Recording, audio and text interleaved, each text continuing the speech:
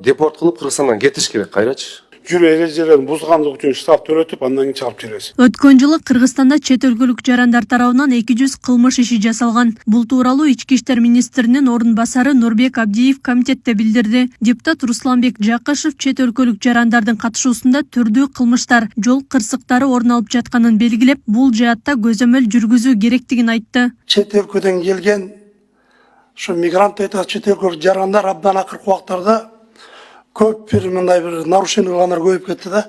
Ошол электромобилдер менен, мопеддер менен авария учурашып, канчадан жабыр тартып атат биздин жарандарыбыз. Ошол эле учурларда кандайдыр бир болуп калган уруу жанында эч кандай тиешелүү документтер жок экен дейт. Чет өлкөлүк жарандар жайгашкан жерлерге, окуган жерлерге барып өзүбүздөн лекцияларды окуп түшүндүрүү иштерин жүргүзүп келебиз. Ошондой болсо деле, былтыркы жылдын эсебинен карап көрсөк, чет өлкөлүк жарандар тарабынан 200 кылмыш жасалган. 200 кылмыш жасалган.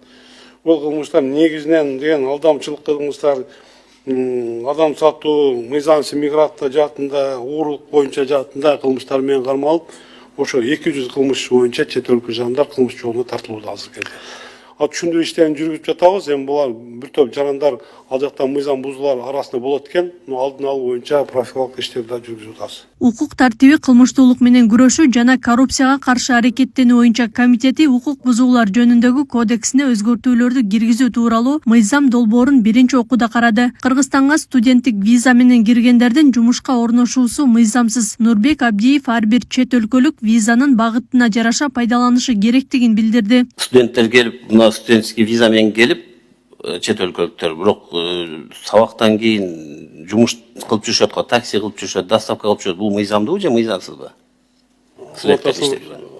Бул мыйзамсыз. Бул боюнча акыркы убактарда ошол доставка болуп жаткан жана скутер менен жүргөн жарандарды биз токтоп, бардык скутерлерин штрафстанокко коюп, аларга штраф салгандан кийин токтодук. Ато көчөнүн баарында эле ошол мотоциклин илип алып доставкага кирип кеткен болчу. Өздөрү мындай деген тилди билбейт, экөө туруп алып жүргөндөрдүн баардыгын биз деген жол кыймыл коопсуздугуна тапшырма берип, ошо кармап, бардык скутерлердин баары штрафстанокко койгондон кийин гана токтоду. Булардын жүрүү эрежелери туура эмес кылгандары. Окуганы келгендер окуш керек.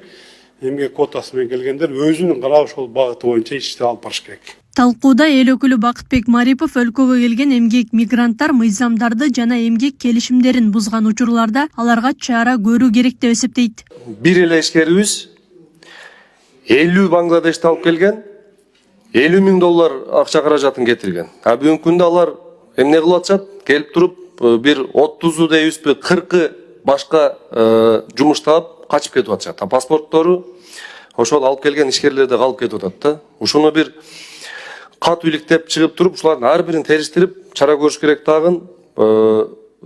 Демек келишимди бузган болсо, аларды Кыргызстандан депортация кылыш керек да. Азыр кезде мына мыйзамды колдоп берсеңиз, ушул мыйзамда чакырган тараптар дагы, жеке тараптар, үйдөгү тараптар ошондой эле келип жаткан жарандардын дагы милдеттери каралган. Экинчи пунктты карап көрсөң, чет өлкө жарандар кирүүдө билдирген максатына ылайык келбеген максатта республиканын аймагына жүрүүсү, Кыргыз Республикасынын аймагы аркылуу транзит өтүү эрежелерин сактоо болуусу менен жеке жактарга 100 эсептик көрсөтүш өлчөмүндө айып пул салынат деп киргизип атабыз.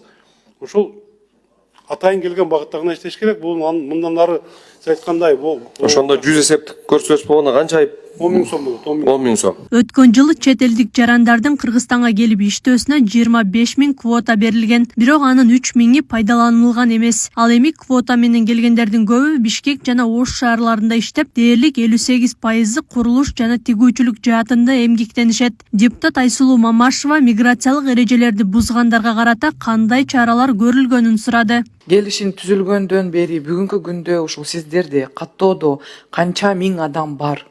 Жана канча миңи ушул биздин мыйзамдарды сактап иштеп атышат, канчасы мыйзамдарды сактабай, пребываниянын мөөнөттөрүн сактабай, канча жарандар, тыштан келген жарандар мыйзамсыз жүрүшөт. Мисалы мен жана айтып атпаймынбы, биз берген квотадан 9 000 кишини аннулировать эттик. Бирок ошонун эткендер дагы эле Кыргызстанда жүрүшөт. Ошол жерде бир тактап кетчү нерсе, Айсул Турбековна, бул 9 000 кишинин ичинен ошонун баары келди деп биз аны көрө албайбыз да. Бул эме СУМ системасы, мисалы погранслужбаныкында бар, ГКМБда бар, бизде ошого то есть канча квота келгенин айта албай, канча киши киргенин айта албайбыз да. Бирок бизден уруксат алгандардын тизмесин пофамильный адреси менен ошол тизме бар, Тониасовой, ошону биз өткөрүп бергенбиз. Мыйзам долбоордун максаты чет өлкөлүк жарандардын өлкө аймагында жүрүшүнө жана эмгек ишмердүүлүгүнө байланышкан укук бузуулардын алдын алуу болуп саналат. Ага ылайык мыйзам бузуу катталган учурда чара көрүп айыппул салуу жагы каралат. Документ биринчи окууда колдоо тапты. Аклай Карабаева, Регион.